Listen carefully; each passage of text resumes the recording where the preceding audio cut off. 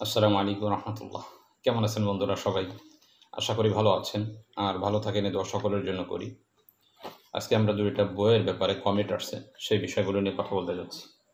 একটা বই তদ্বির জগতের গোপন এলেম, এবং আমি যিনির সাথে কথা বলেছি, এই দুইটা বইয়ের কিছু তদ্বিরের ব্যাপারে মন্তব্য আসছে, সেই বিষয়টাই স্পষ্ট করার জন্যে আজকের ভিডিওটা। মনে রাখার কথা হলো, তদ্বির জগতের গোপন এলেম, প্রত্যেক লেখকের একটা লক্ষ্য থাকে, সেই লক্ষ্য নিয়েই কোনো কিছুর উপর সে হাত দিয়ে থাকে। এই বইটা আসলে আমি কেন লিপিবদ্ধ করছি তদ্বির জগতের গোপন এলেম, এই বিষয়টা প্রথমে আমরা বুঝি। সিস্টেমটা হলো, আমাদের কাছে তদ্বির জগতের অনেক শিক্ষার্থী বলেন, তদ্বির কারক বলেন, মুদাব্বির বলেন বা রাকি বলেন, এরা অনেকেই আমাদের কাছে আসছে, এসে বলছে যে হুজুর, এক একজনের এমন তথ্য পেয়েছি আমরা, যাদের যাদের কাছে এমন গোপন তদ্বির রয়েছে যেইগুলো দিয়ে শত্রুকে একদিনের মধ্যে ঘায়েল করা যায়, এরূপ তদ্বির আছে। তার কাছে এরকম আদি পুরাতন কিতাব আছে যার মধ্যে এই তদবিরগুলো আছে। এই তদবিরগুলো নেওয়ার জন্য তার পিছে আমি অনেক দিন ঘুরেছি, অনেক মেহনত করেছি, টাকা পয়সা দিয়েছি, কিন্তু শেষ পর্যন্ত সে বাটপাড়ি করে আমাকে কিছু দেয়নি। এইরূপ আলোচনা শুধু শত্রুর ব্যাপারে না, অসংখ্য ব্যাপারে অনেক ধোঁকাবাজ প্রতারক বাংলাদেশ সহ বিভিন্ন জায়গায় রয়েছে, যারা মানুষদেরকে এভাবে বলে যে আমার কাছে গোপন এলেম আছে, যে 1 মিনিটের মধ্যে কাজ করা যায়, এই কাজ করা যায়, সেই কাজ করা যায়। এইগুলোর পিছেও কিছু আমাদের সরল মনের মানুষগুলো তাদের পিছে দৌড়াইতেছে এই তদবিরগুলো খোঁজার জন্যে। আসলে এটা একটা ধোঁয়াশা, যেটা সে প্রথম পর্যায়ে বোঝে না, ধোঁকা খাওয়ার পরে বুঝতে পারে। তো আমি তখন মনে মনে চিন্তা করলাম যে আমি যদি এমন কিছু তদবিরকে একত্রিত করে দিই, যেই তদবিরগুলোর পিছে মানুষ দৌড়াইতেছে, এই তদবিরগুলো যেন তার জানা থাকে, সে করবে বিষয়টা এমন না, সে যেন বুঝতে পারে যে তদবিরগুলো আসলে এমন। তো এগুলো আমি দীর্ঘ কিতাবাদি তদবির জগতে খুঁজতে থাকলাম, খুঁজতে খুঁজতে খুঁজতে খুঁজতে কয়েকটা কিতাব পেলাম, যার মধ্যে একটা কিতাব ইমাম গাজালি রহমতুল্লাহ লেখা, কিতাবের নাম হলো আল আওফাক।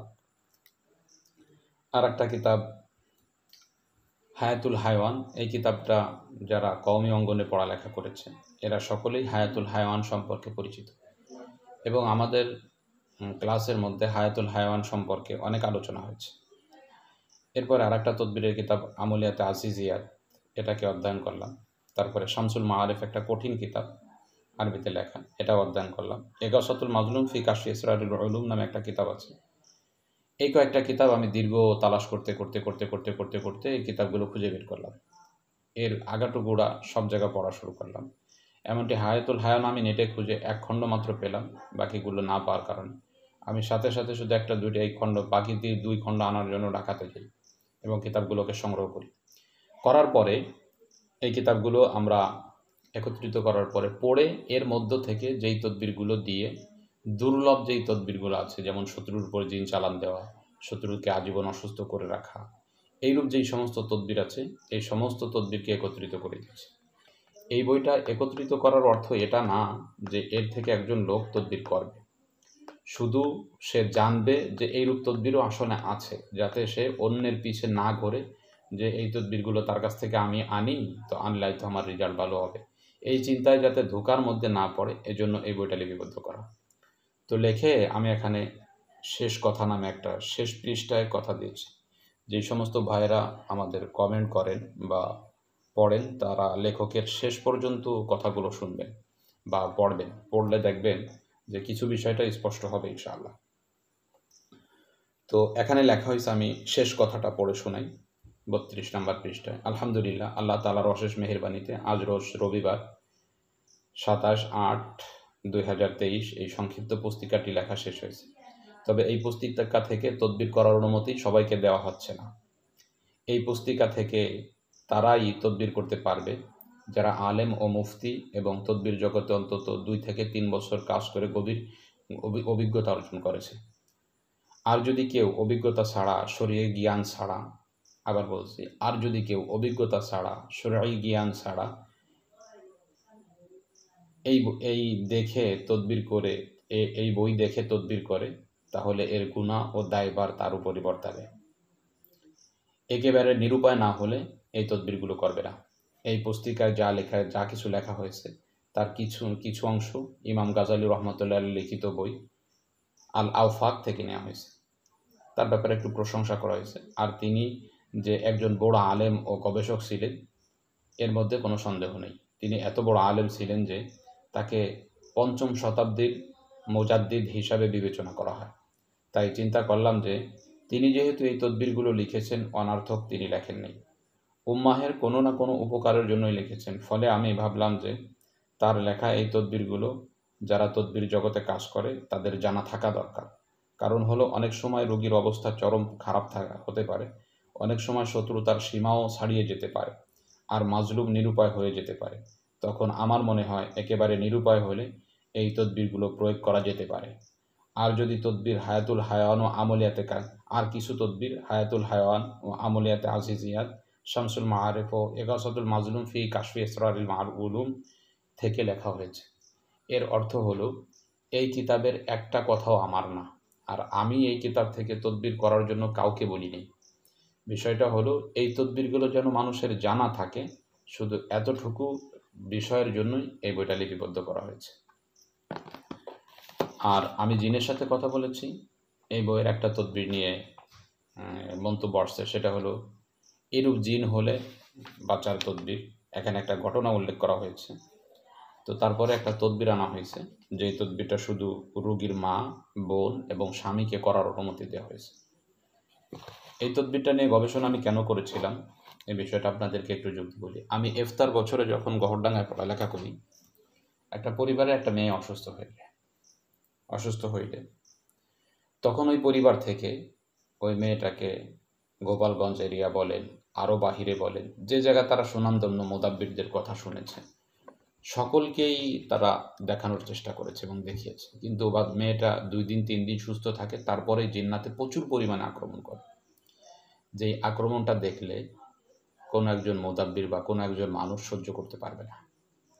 তার অবস্থাটা এমন হয়, গলাটা মনে হয় যে কেউ এসে চেপে ধরে রেখেছে, পাটা ছটপট করতে থাকে, একটু ছাটাইতে থাকে, আর গলার দিকে কেউ চেপে ধরে রাখছে, এরূপ অবস্থা। মরে যায় ভাব, এরূপ একটা অবস্থা চলমান চলতে থাকে। এই যে দীর্ঘ মেহনত করার পরে স্বাভাবিক পর্যায়ে ফিরে আসে, আবার এই অবস্থাগুলো হয়। কখনো কখনো এই অবস্থাটা সারা রাত চলতে থাকে। রোগীর অবস্থা এমন চরম পর্যায়ে চলে গিয়েছিল যেটা দেখে আমার হৃদয় আর সহ্য হচ্ছিল না। এই বিষয়গুলো নিয়ে আমি দীর্ঘ কিতাবাদি অধ্যয়ন শুরু করলাম, কি করা যায়। তো তারাও আমার প্রতি আস্থা রেখে বারবার আমাকে নিতেছিল। যখন শেষ পর্যায়ে বললাম অন্যদেরকে দেখানো, বলে যে হুজুর সবাইকে দেখানো হয়ে গেছে। চেষ্টা শুরু করলাম, চেষ্টা করতে করতে কোনো ফায়সালা পাচ্ছি না। 1 বছরের মতো প্রায়, ইফতার বছর 1 বছরের মতো প্রায় আমরা চিকিৎসা করলাম। শেষ পর্যায়ে নিরুপায় হয়ে বললাম মেয়েটাকে বিবাহ দিয়ে দেন, মেয়েটা সুস্থ হয়ে যাবে। পরিবার থেকে জানানো হলো যে মেয়েটাকে বিবাহ দেওয়ার জন্য পাত্রের পিছনে প্রায় 3-4 লাখ টাকা খরচ করেছি, কিন্তু যখন তারা জানে জিন্নাতের সমস্যা তখন আর বিবাহ হচ্ছে না। এরপরে নিরুপায় হয়ে বিবাহের তদবির প্রয়োগ করলাম। সব কিছু দেওয়ার পরে মেয়েটার বিবাহ হলো আমার এক বন্ধুর সাথে। বিবাহের পরে আবার শুরু হলো এই সমস্যা। অভিজ্ঞতার আলোকে বোঝা যায় যাদের বিবাহের আগে জিন্নাতের সমস্যা থাকে, বিবাহের পরে অনেকের এই সমস্যাগুলো চলে যায়, কিন্তু এর ক্ষেত্রে হলো তার বিপরীত, আরও বেশি সমস্যা দেখা দিল। আমরা গিয়ে আবারও তদবির প্রয়োগ করলাম, কোনো রেজাল্ট পাচ্ছি না। রুকিয়া করলাম, শক্তিশালী যেই রুকিয়া যেগুলো হাজারো রোগীকে সুস্থ করে দিয়েছে, এই রুকিয়াগুলো প্রয়োগ করলাম, ফায়দা পাচ্ছি না। একে তো নিজের আমলের ত্রুটি, গুনাহে পাহাড় পরিমাণ, যার ফলে নিজের কাছে আস্থাও মনে হয় না। এইরূপ অবস্থায় কিন্তু মন চাচ্ছিল মেয়েটাকে সুস্থ করার জন্য। তখন একটা কিতাব খুঁজতে এই তদবিরটা পাওয়া হলো। এই যে তদবিরটা দেখতে পাচ্ছেন, এই নকশাটা আমার কাছে মনে হয়েছে যে এই নকশাটা প্রয়োগ করলে হয়তো আল্লাহ তাআলা শেষ চিকিৎসা হয়তো আল্লাহ তাআলা সুস্থ করে দিতে পারে। তখন তার স্বামী যেহেতু মুফতি সাহেব ছিল, তাকে বললাম যে ভাই আপনি কষ্ট করে এই তদবিরটা প্রয়োগ করেন। তো স্বামী হিসেবে সে এই তদবিরটা যথাসাধ্য চেষ্টা করেছে এবং প্রয়োগ করেছে। আলহামদুলিল্লাহ, এই তদবিরটা প্রয়োগ করার পরে আমাদের ওই রোগীটা সুস্থ হয়ে গেছে আলহামদুলিল্লাহ। তো এরপরে তার বাচ্চা কাচ্চা আছে, সংসার করতেছে আলহামদুলিল্লাহ, এখন আর এই সমস্যাগুলো হচ্ছে না। তো যেহেতু এই তদবির দ্বারা এরূপ ফায়দাটা হয়েছে, তো আমি চিন্তা করলাম এমন অবস্থায় আরও বহু মানুষ পড়তে পারে, তো তাদের ক্ষেত্রে হয়তো কারো এক বিন্দু মাত্র উপকার হলেও এই তদবিরটা উপকার হতে পারে। সেই সুবাদেই এই তদবিরটা আমি এখানে লিপিবদ্ধ করে দিয়েছি। এর অর্থ এই না যে আমি এই বইটা লিপিবদ্ধ করে মানুষকে শিরকের দিকে ডেকেছি, এবং আলহামদুলিল্লাহ এর মধ্যে যেই শব্দগুলো আছে এগুলো নিয়ে আমরা একটু গবেষণা করেছি। এখানে এক জায়গাতেও নাই যে কোনো শয়তানের কাছে সাহায্য চাওয়া বা শয়তানকে আল্লাহ তাআলার স্থানে বসিয়ে রাখা, এইরূপ কোনো কিছু এখানে নাই। শুধু কিছু শয়তানের নাম দেয়া হয়েছে, ইবলিস, হামান, সাদ্দাত, করুন, এগুলা দেয়া হয়েছে। এর অর্থ হলো এর উপর জুতা পেটাইলে জিন্নাতের উপরই এর প্রভাব পড়বে, এরও বোঝানো হয়েছে নকশাটা দ্বারা। তো এই বিষয়টা লেখা হয়েছে। তারপরেও বইয়ের ব্যাপারে যেহেতু 10টা বই লিপিবদ্ধ করা হয়েছে, অতি দ্রুত তার দ্রুত বইগুলো প্রকাশ করে দেওয়া হয়েছে। তাহকিককৃত আলেমের সাথে তেমন একটা পরামর্শ করা হয়নি, যার ফলে বইয়ের মধ্যে কিছু ভুল থাকতেই পারে। আর লেখক হিসেবে পৃথিবীর মধ্যে যত বই আসছে অধিকাংশ বইয়ের ব্যাপারে কিলোকাল আছে। ধরেন আপনি হাদিসের বই বলেন, অন্য বই বলেন, যেই বিষয়ে লেখা হয়েছে একজন লেখছে আর একজন তার ব্যাপারে কিলোকাল করেছে। হাদিসের অসংখ্য গ্রন্থ, শুধু সিয়াসাত্তার বুখারী মুসলিম ব্যতীত আর যেই সমস্ত কিতাব আছে, যেমন বুখারী শরীফ বাদ দিয়ে বাকি যত কিতাব আছে তার মধ্যে জয়ীফ হাদিস আছে, এগুলো কেন আনা হয়েছে এ ব্যাপারে অসংখ্য কিলোকাল রয়েছে। আর অন্য বইয়ের ব্যাপারে তো কথাই নেই। তো সেই সুবাদে এই বইটা তদবির করার জন্য লেখা হয়নি, আর এই বইটা একটা লক্ষ্য নিয়ে লেখা হয়েছে, যেটা মুসান্নেফি জানে, অন্য কারো কাছে বিষয়টা নেই। তো আলহামদুলিল্লাহ, তারপরেও যদি কোনো তাহকিক অনুযায়ী, শরঈ কোনো তাহকিক অনুযায়ী কারো কাছে যদি মনে হয় যে এই তদবিরটা আসলে শরিয়াত অনুযায়ী হয়নি, তো আমি অবশ্যই সেটাকে আমিও বর্জন করি এবং সকলকে আহ্বান করি অবশ্যই তদবিরটা বর্জন করা দরকার। বাকি কিতাবগুলো লেখার ক্ষেত্রে সর্বদাই জেহেনে এটা রাখা হয়েছে যেন উম্মাহের কোনো না কোনো একটা ফায়দা হয়। তো ঠিক আছে, আজকে পর্যন্তই। দেখা হবে অন্য কোনো দিন অন্য কোনো বিষয় নিয়ে। আসসালামু আলাইকুম ওয়া রাহমাতুল্লাহ।